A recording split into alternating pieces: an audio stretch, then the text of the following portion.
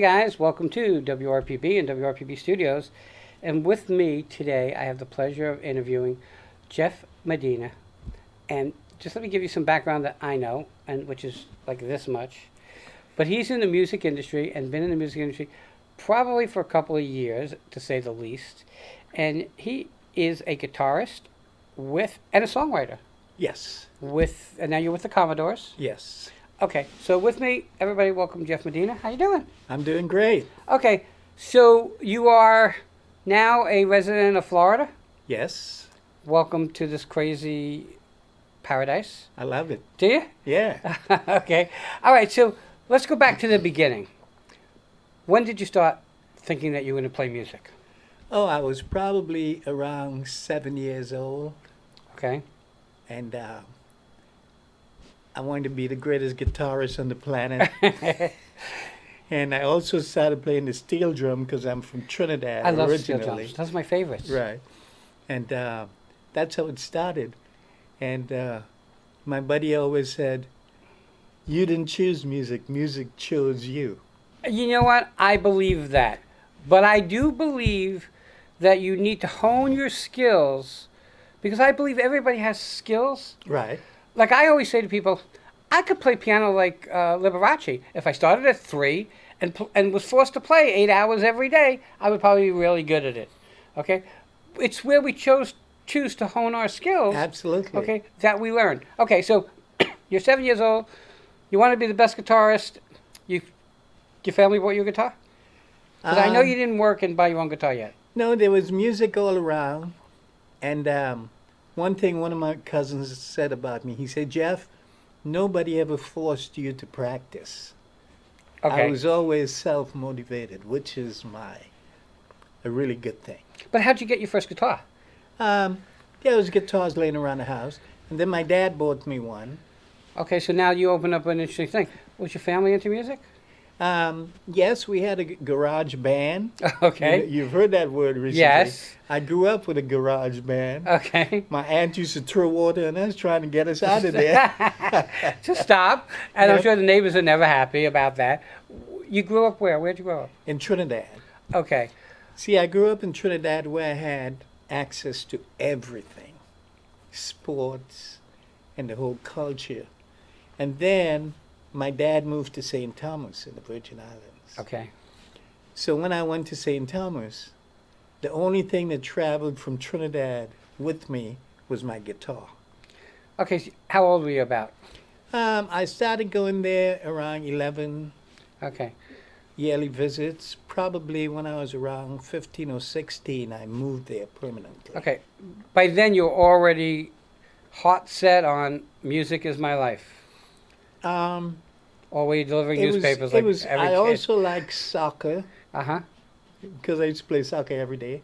But then, like I tell the story, I said when I got on that plane to leave Trinidad, if I had known I was never going to play soccer again or all my favorite sports, I probably would not have left. Wow. So when I get to St. Thomas now, it was baseball and football, and I'm living out in the suburbs. Like I said, the only thing I had with me was my guitar. So then my focus on the instrument became 100%. Okay. When was the first time you played a paid gig? That was in Trinidad. Okay, so We had a band. I played 3 different instruments.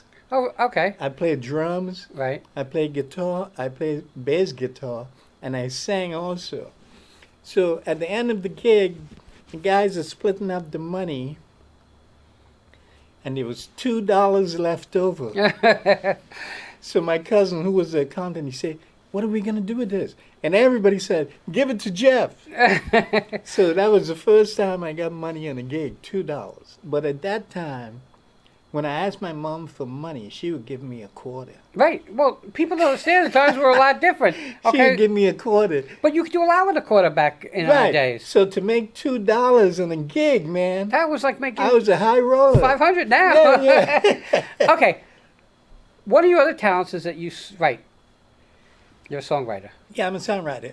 I also took piano lessons back in Trinidad too Okay. when I was a boy growing up. I always want to kill myself because I never took music lessons, Okay. but piano would be the one I would want to take. Yes, that's what I would recommend to everybody. Okay, I think piano is amazing. I I hate to say it this way, but I kind of am jealous every time I film music, and the guy's playing the organ or the piano. Yeah. I'm like really jealous that I never learned that. But again, I had other talents. I was an amazing salesperson my whole life, Okay. but I did like you had a whole bunch of addresses, right? Yeah. I had a whole bunch of jobs. Okay, so I was doing everything from painting to electronics to real estate to owning bars. Somehow I accidentally fell into the entertainment industry, Okay. and once you get in the entertainment industry, you can't get out. That's it. Okay, and it's a tough. Like everybody says, it's the greatest thing, but it's a tough industry to be in. Let's talk about how tough it is. What's it like having to leave everything, get on a bus or whatever, and go from city to city to city to city? What's that like? Well, if you're getting paid really well, it's a wonderful thing. Okay. You know, just to be working regularly and steadily. With the Commodores, we fly to every gig. Okay. We stay in the best hotels. Oh, They actually. treat me like royalty. Oh my God! I wish I was playing an instrument. I come work for the Commodore. Yeah, I'm serious. You know, I fly first class, and that's only because of the miles that we've racked up. Right.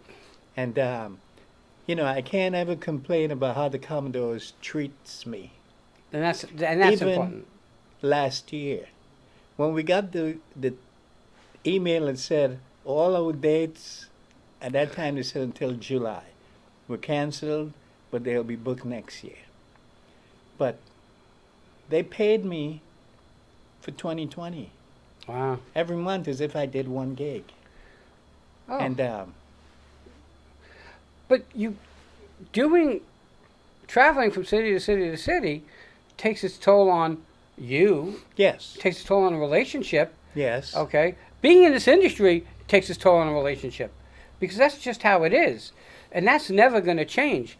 But having to get on a plane or a bus or a train and go from place to place to place, so you have no roots anywhere.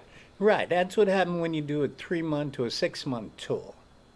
So the people in the band, meaning not just in the band, but the people that help set up and Yeah, break the down, whole organization. that's your family. Yep, there are Okay. 14 of us with the Commodores. Does everybody fly, or is there Oh yeah, everybody flies. how does the equipment get there? The venue provides the equipment. Okay. So now you're with the Commodores and you're playing guitar. Are you singing too? Yes. Okay. And we were talking about this in the green room. He's actually singing. The Commodores are actually, I hate to say it this way, smart enough to know that the music today stinks, and their music was 100 times better, and they play that because people love that kind of music. Oh yeah, people love the Commodores. What's the age group that comes to a concert? Phew. Probably early 20s to 60s. All right, don't push it here with the 60s. Yeah, you know, Okay. I'm serious. It's the whole. Everybody loves the Commodores. I have learned that Right. after being with them. They don't ruffle anybody's feathers. And when Lionel Richie was in the group, a lot of their songs started the new phase of country music. Uh-huh. Well, that's correct. You know, when he wrote Lady, and we have a song called Sail On. I know them all. You know them all. I'm Everybody older than knows dirt, them so I all. know them. Right. Okay. They're beautiful sounds that Now, everybody loves. you can say, "Hey, the Commodores," and nobody will know the songs. But you say the songs, and Yeah. everybody knows the Oh songs. yeah, Brick House. Everybody Mhm. knows that. Right. Easy like Sunday morning. Okay, They've- it's some of they've- the greatest music, in my opinion, Right. came out of Motown. Yes. Okay, I would never dispute that between bands like the Commodores, Temptations, Yes. Four Tops. Yes. All those people came out of Motown, and just some amazing music came out of Motown, in my opinion. Absolutely. And the interesting thing, and I hate to bring it up this way, but it was Motown that made the cross of the barrier between races. Correct. Okay, without Motown, we might still be in the nightmare that it was, where people weren't treated the same. Right. Right. Okay, and that would have been really, really sad for it to be that way. Let me ask you a question. You write new music Yes. for you. You do a lot of Yes. solo gigs. Yes. The new music you write, what genre does it fall into? I go in every different genre. I go in a different genre almost every day. Like I was saying, I have one CD there that's one? straight ahead jazz. This one is Caribbean, Oh, I love Caribbean music. and that one there is smooth jazz, easy listening kind of stuff. What about the blues? Do you do any And- blues stuff? Oh yeah, I was they consider me to be a master blues man. really. I was on. I was part of the Blues Foundation. Okay. Okay, I was a judge in Memphis Okay. at one of the That's events great. years ago. Very heavy. I was very heavy into blues music back then. I did the local scene, and then they asked me to go and judge in Memphis. Memphis is an interesting town. Oh yeah. Full of music, but me personally, I preferred New Orleans, to tell you the truth. Okay. But I've never And been where to is it now? Austin was hot for a minute. Austin. Was hot. The Tennessee, okay, Nashville is always big, and what's really kind of cool is that whatever music you play today really kind of falls into every genre almost. Yes. You get a country singer doing a duet with a rocker. You get a Right. rocker doing a duet with a blues person. It doesn't matter. They all work. Everybody kind of works together. Absolutely. What I liked about two genres of music, blues and Hawaiian. Okay. It doesn't matter where you are. There could be a band playing, and when they're done, if you know how to play harmonica or you know how to play guitar, they'll tell you to come up on stage and play with them. They're so friendly that way. Right. I sat on the Hawaiian Civic Association, Okay.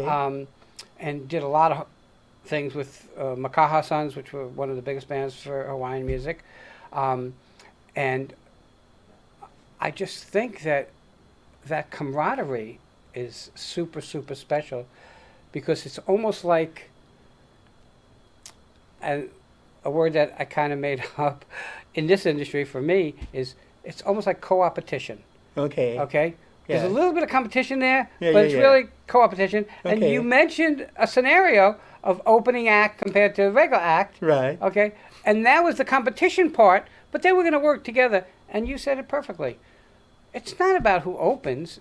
It's about getting out there and doing, one, so you get your name out there, and two, getting a chance to do what you love. Right. That was Okay. Peebo Bryson. So he was trying to give us reasons for why he left the band and went solo. And those were some of it. Okay. He said they got a contract to do 70 dates with the Commodores. And then somebody mentioned, who's opening? And he said that became a deal breaker, which is ridiculous. Right. And then there was a clause in the contract that said no drugs. That became a deal breaker also. I've seen that. That's in my contract here, and if people don't like it, they don't have to come in. I've always been somebody who's been against drugs. Look, I'm 63. I grew up in that time and never even tried smoking pot. Okay? That was my belief. I owned bars. I don't drink. Okay? Right, That's right, why right. I was successful. That's great. Okay? That's great. I own bars. I don't drink. Yeah. That's how you become successful. Yeah. Okay? All right. So you So write. let me tell you Go this. ahead. Talking about drugs, the Commodores have never done drugs. So we have a story that they were working at the Apollo Theater, and this guy came in the back trying to give Clyde, who is our main guy, he's the guy that played drums and wrote Brick House. He's trying to give Clyde cocaine, and Clyde doesn't do anything. So he had this big thing, and he's trying to make Clyde do it, and Clyde went, "Achoo!" And went all over. So the guy got really angry. So Yeah. William King, he's the boss of the band, plays trumpet. He said he paid the guy And he told him, if I ever see you around the band again, you know what I'm going to do. Right. How many members in the band? 14 of us, 8 on stage. Wow. So that, I mean, you travel fully packed. Oh, yeah. How, 14 musicians? No, Okay. 5 musicians, 3 guys up front, Okay. and the rest of crew. We have our own lighting engineer, sound engineer for the house, monitor engineer, road manager, and stage manager. It's a lot of bosses. I got a wife. It's more than enough bosses for me. I don't know about you, but more than enough bosses for me, especially in this Well, industry. our road manager is the boss on stage. Okay. But William King and the 2 other Commodores, they're the real bosses. And they're usually pretty cool. You know, again, you have to be because it's just your family. These are Right. the people you're stuck with. I mean, you Yeah. travel with. Yeah. Okay. And when you go and have dates to do, you have time where you're not playing. Yeah. So what do? You connect with the people that you travel with. That's mainly why guys get fired. Really? Because you can't hang with them. It's their personalities and all that stuff. I'll tell you a story. I didn't audition for the gig. Okay. The manager called me and he said, Jeff, I want to interview you for this gig. Wow. That's what I said. Wow. Yeah. So then we met and we spoke for about an hour, maybe more. And he asked me a lot of questions. And then he said, I'm going to make this quick, Jeff. I'll get back to you within 7 days. And then 7 days went by. I didn't hear from him. So I was beginning to, oh my God, did I lose out on this? And then about 2 days later, he called me and he said, Jeff, you're the man. Wow. I said, I'm the man? He said, yeah, you're the man. The gig is yours. Right? So I said to him, I said, well, Mr. Fish, why did you pick me? He said, because of something you said. I had said to him, I said, I am never part of the problem. I am always part of the solution. That's the way I live. That's how I am. And he took that as He this said, is a good that's piece. what made it. Wow. Because the guy I was replacing was a problem child. Oh, okay. There was a problem with everything. My pizza is too cold. Oh, there's no sausage on my pizza. Oh, sounds like my mother. And- Sounds like my mom. I could have replaced him with my mom. Okay. With that, I know you have some dates coming up. Yes, I'm always doing local gigs. I Okay. work at the Marriott in Singer Island Okay. on Sundays, Sunday afternoons. I am at the Taco Tiki on the 22nd, that's Monday, Of 22nd of of this month. March. Uh-huh. And I'm at Double Roads Tavern on the 17th of April. I don't know where that is. That's in Jupiter. Okay. It's pretty big down there. It's about the only club that really has live music 7 nights a week. There's it's interesting because I don't drink and I don't do drugs, so my relaxation is going to a place. Usually, I try to go on the water or an outside venue Okay. and listen to music. Right. And I'll eat. Obviously, I'll eat because that's what I do, and I'll listen to music. And I can sit and listen to music forever. Okay. And usually, the person I'm with, or the people I'm with, they're drinking wine. So I become the designated driver most of the time. But that's most relaxing to me, and to see.